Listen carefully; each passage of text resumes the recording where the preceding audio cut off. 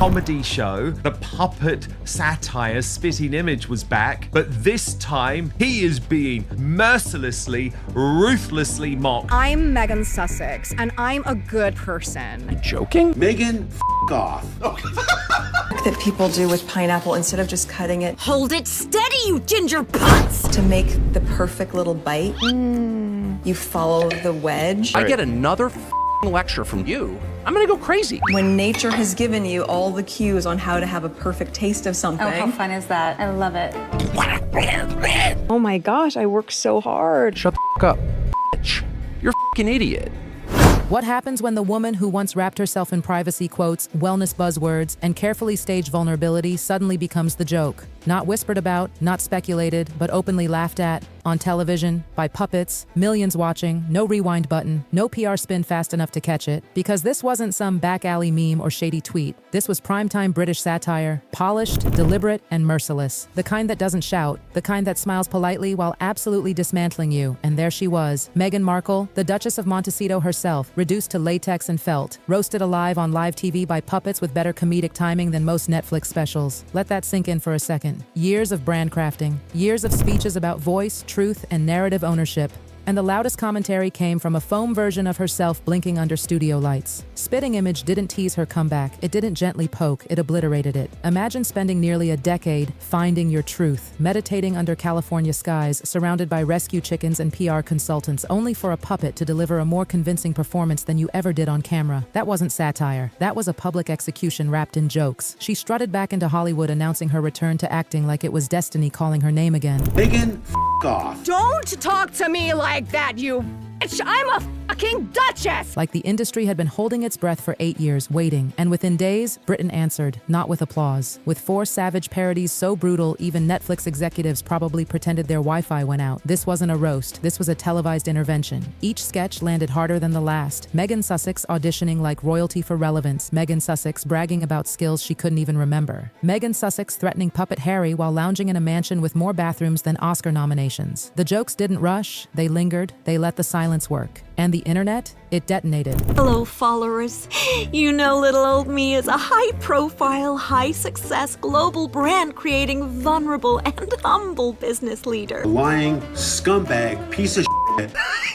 Fans screamed cruelty, critics called it genius. Everyone else watched with popcorn whispering, did they really just do that? And here's the twist that made it all louder. Meghan said nothing. No statement, no outrage, not even a carefully curated quote about resilience. That silence? Deafening. So Pads, tell me, everyone knows you're the bear who likes to share. What's the secret to your eternal personal glow? Well, Harry, I'm glad you asked me that. As you know, I'm a huge fan of South American product. Is it Colombian? No, 100% Peruvian biodynamic, organic, catastrophic. Yes, I've tried it, and the results were incredible.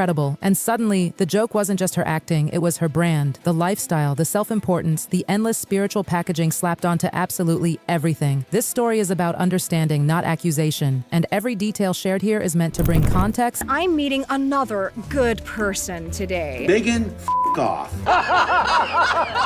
Not conclusion. 8 years, 8 long years of rehearsing this moment, backyard speeches, podcasts about authenticity, carefully lit Netflix confessionals no one finished. And now, Hollywood's prodigal duchess decided it was time to bless the industry again. How generous. Like and subscribe to learn how to breathe. How sticking flowers on anything automatically makes it meaningful. How to share the secret to a happy marriage while everything quietly collapses behind you. Why are we still here? Just to suffer? After stepping away from Suits and stepping directly into royal chaos, Meghan signs with Amazon MGM Studios for her grand return. Somewhere in Beverly Hills, casting directors collectively sighed. In her press statement, she called herself a bit rusty. Rusty, that's one way to describe 8 years of podcasting about vulnerability and producing content people forgot existed.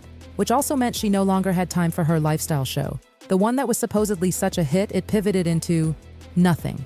Now it's allegedly 6 seasons of no more episodes. She's been gone from Hollywood longer than most influencer marriages last. And suddenly, she's ready to act again. Somewhere, even nepotism babies whispered, we wouldn't risk that. Because this wasn't about acting. This was about redemption. About proving she didn't need the crown. About demanding the standing ovation she felt owed. Unfortunately for her, Britain's most savage comedy team was already sharpening their knives. Because if Meghan forgot one thing, it's this. Britain doesn't roll out red carpets. Britain rolls out Spitting Image, and instead of applause, she got latex, mockery, and the most brutally funny welcome back Hollywood has ever seen. 4 clips, 1 duchess, a nation of comedians with no patience left. They were everywhere: YouTube, TikTok, X, even your aunt's Facebook feed between minion memes and self-love quotes. Don't make me get the electric collar out. Sorry, love. I think my arm's gone dead. The first sketch set the tone. Taxi driver, puppet Meghan staring into a mirror asking, "You talking to me?" Then smugly adding that she'd need PR approval first. Not without clearing it with my publicist first. Not without securing an exclusive deal with my publicist. You freeloading.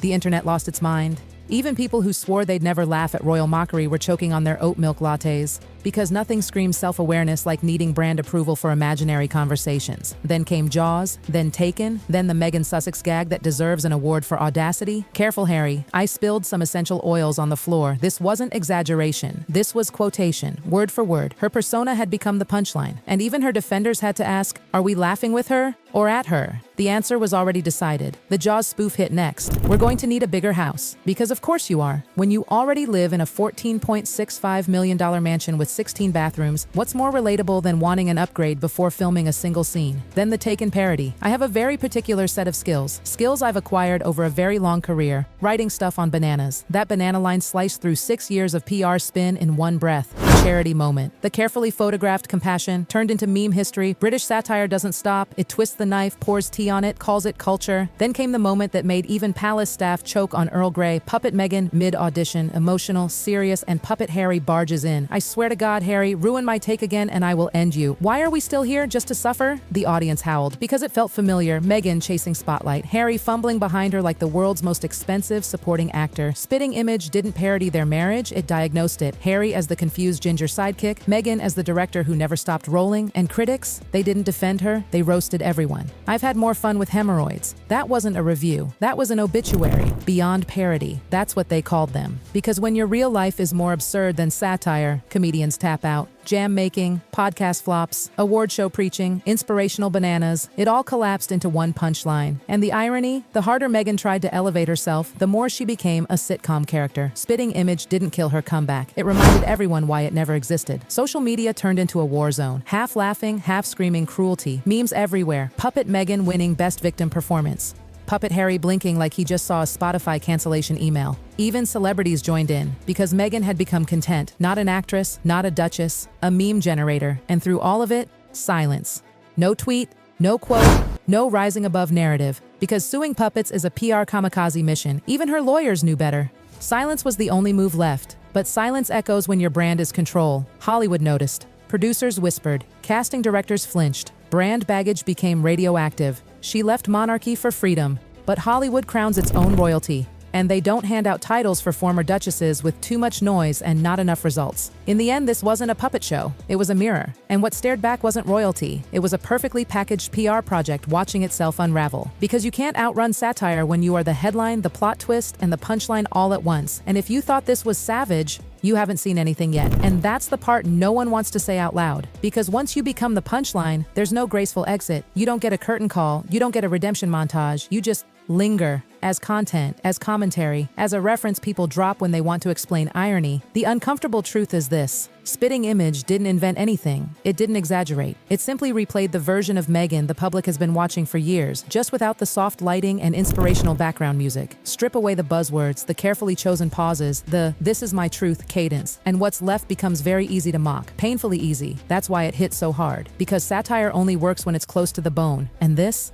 landed directly on the nerve she's been guarding since she left the palace. The idea that she could control the narrative forever, that she could decide when she's serious, when she's sacred, and when criticism crosses the line. Spitting Image ignored all of that. It didn't ask permission. It didn't care about intention. It just pressed play. And Hollywood? Hollywood is allergic to that kind of chaos. Studios don't fear bad press. They fear unpredictable press.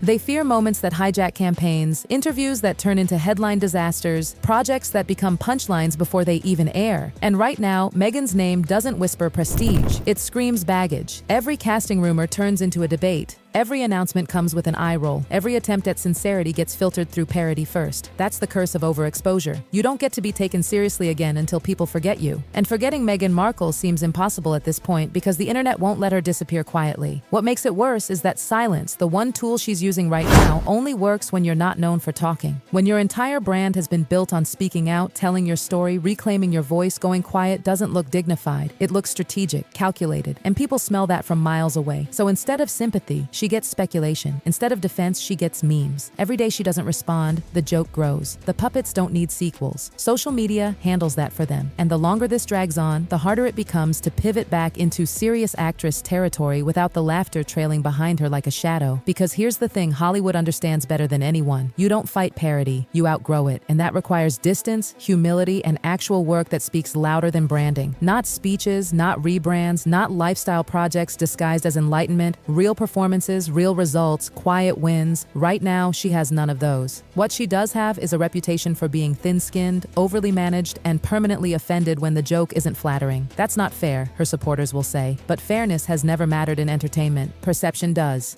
And perception has turned brutal. The cruel irony is that if Meghan had laughed it off even once, the story might have died. One self-aware moment, one wink, one acknowledgement that she understands the joke. Instead, the silence reinforced the very image the puppets mocked. The inability to take a hit, the need to control every frame. And so the cycle continues. Hollywood watches, Britain laughs, the internet reloads. And somewhere in Montecito, a carefully curated comeback waits for a moment that may never arrive the way it was imagined. Because when satire writes your character better than you do, the role sticks. This wasn't about cruelty. It wasn't about bullying. It was about cultural fatigue, about a public that's seen the same performance too many times and is no longer willing to applaud on cue. And until that changes, every red carpet will feel colder, every announcement louder than necessary, every attempt at reinvention haunted by foam faces, blinking eyes, and a reminder that once the world laughs, it rarely forgets why.